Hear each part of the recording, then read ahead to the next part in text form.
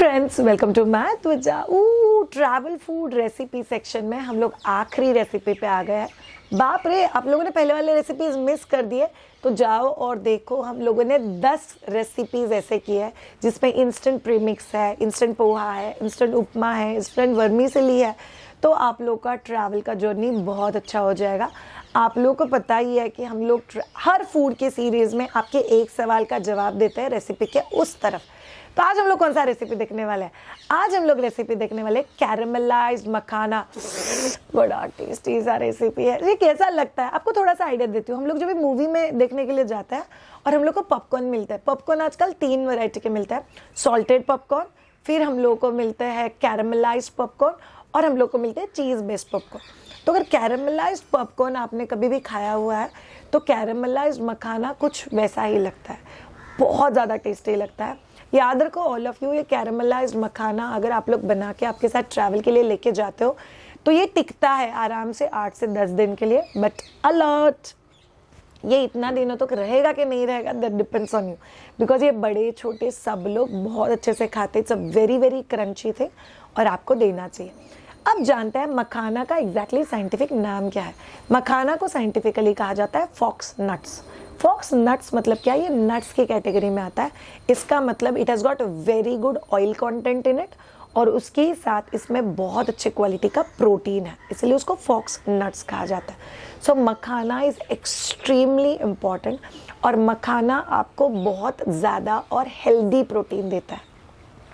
In fact जब भी आप लोग ट्रैवल करते हो आपको रियलाइज़ होगा, अदरवाइज भूख नहीं लगती है, बट ट्रैवल के समय बच्चे हर थोड़ी देर के बाद कुछ ना कुछ खाने के लिए मांगते हैं।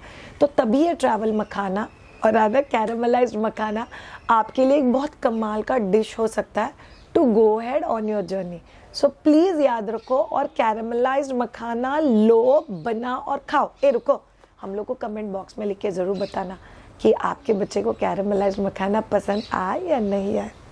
रेसिपी के उस तरफ आपके एक बहुत इंपॉर्टेंट सवाल का जवाब देंगे। सो हम लोग बिकॉज हम लोग ट्रैवल रिलेटेड क्वेश्चंस की बात कर रहे हैं, हम लोग एक बहुत इंपॉर्टेंट सवाल का जवाब देंगे।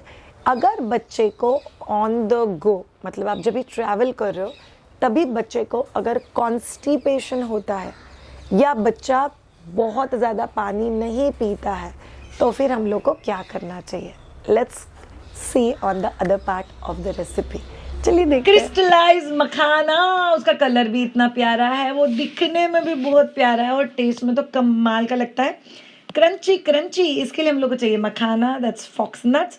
याद रखो हम लोग शक्कर नहीं गुड़ यूज़ कर रहे हैं। आपको 2 चम्मच घी चाहिए, जैगरी, जिसको मायदुजा का जैगरी यूज़ करना है मायदुजा का जैगरी यूज़ करो। हमारे ऑफिस के भी लोग इतने टेस्ट से खाते हैं उस चीज़ को। सॉल्ट एंड चिली पाउडर, याद रखो बच्चा अगर 1 साल के ऊपर है तो ही सॉल्ट यूज़ करना, अदरवाइज यूज़ मत करना। मखाना को ड्राई रोस्ट करना है, वो एक क्रंची होने तक रोस्ट करते रहो। आप खुद एज अ मदर अगर ये वीडियो देख रहे हो तो आपके लिए भी मखाना खाना is very very good, because वो नट्स के फैमिली से बिलोंग करता है। तो आपको एक पैन में घी डालना है, घी में जैगरी ऐड करना है और उसको हिलाना है टिल जैगरी मेल्ट। याद रखो जैगरी मेल्ट होने के बाद बहुत सारा हिलाते नहीं रहना है, अदरवाइज मखाने के ऊपर का लेयर कड़क हो जाएगा। जैसे ही जैगरी मेल्ट हो गया हम लोगों ने इसमें नमक और थोड़ा सा रेड चिली पाउडर डाल दिया। रेड चिली एंड सॉल्ट 1 साल के अंदर के बच्चों के लिए आप अवॉइड भी कर सकते हो गया। फिर मखाना डाल दिया और उसको अच्छे से मिक्स किया। याद रखो ऑल ऑफ यू बहुत गर्म है, हम लोग हाथ नहीं डाल सकते, तो आप लोग 2 चम्मच भी यूज़ कर सकते हो उसको अच्छे से मिक्स करने के लिए, ताकि वो मेल्टेड जैगरी ना हर मखाने को लग जाए और हर मखाना टेस्टी हो जाए। और हमें क्या चाहिए? ट्रैवल टाइम अच्छा और पीसफुल होना, that's it what we want. हाथ से जैसे ही वो ठंडा हो जाएगा हम लोग को हाथ से थोड़े मखाने सेपरेट करने पड़ेंगे, अदरवाइज वो चिपक जाएंगे एक दूसरे को। यमी यमी मखाना रेडी। टेस्टी चीज़ें देखना, टेस्टी चीज़ें बनाना, टेस्टी चीज़ें खिलाना और वो थोड़े अगर शॉर्टकट में बन जाए तो और क्या चाहिए हम लोग को? Yes, this is what all of us want. So travel में कॉन्स्टिपेशन और वॉशरूम रिलेटेड कौन सी चीज़ों का आपको ख्याल रखना चाहिए? पॉइंट नंबर 1, यूजुअली अगर आपका बच्चा डाइपरिंग में है तो आपको इंश्योर करना है कि बच्चा ब्रेस्ट फीडिंग पे है तो बहुत सारा ब्रेस्ट फीडिंग कराओ। अगर बच्चा फार्मूला फीड लेता है तो टाइमली फार्मूला फीड दो, और अगर बच्चा सॉलिड फूड लेता है तो बच्चे को बहुत अच्छे से पानी पिलाओ। याद रखो ऑल ऑफ यू, बच्चे को पानी पिलाना is very very important, specially जब भी आप लोग ट्रैवल कर रहे हो, बिकॉज ट्रैवल के समय टेम्परेचर वेरिएंट होता है। कार में, फ्लाइट में या ट्रेन में एक अलग टेम्परेचर होता है। जब भी आप धूप में बाहर जाओगे तभी एक अलग टेम्परेचर होता है। जब भी आप लोग कहीं पे होटल में या कहीं बाहर जाके रुक रहे हो तो भी अलग टेम्परेचर होता है। सो जो टेम्परेचर वेरिएशन है उसकी वजह से कई बार बच्चों को डिहाइड्रेशन हो सकता है। सो बच्चों को ज़्यादा पानी पिलाओ। दूसरा चीज़, एक बहुत मेजर मिथ है कि बनाना से कॉन्स्टिपेशन होता है। नो, बनाना से कॉन्स्टिपेशन नहीं होता है। इनफैक्ट किसी बच्चे को अगर कॉन्स्टिपेशन है तो बनाना खिलाना इज़ वेरी वेरी गुड। इसीलिए आप लोग जब भी ट्रैवल करते हो प्लीज़ बच्चों को बनाना खिलाओ, बिकॉज बनाना उनको हेल्प करेगा मोशन को बहुत इजीली पास करने के लिए। That's why banana has to be offered.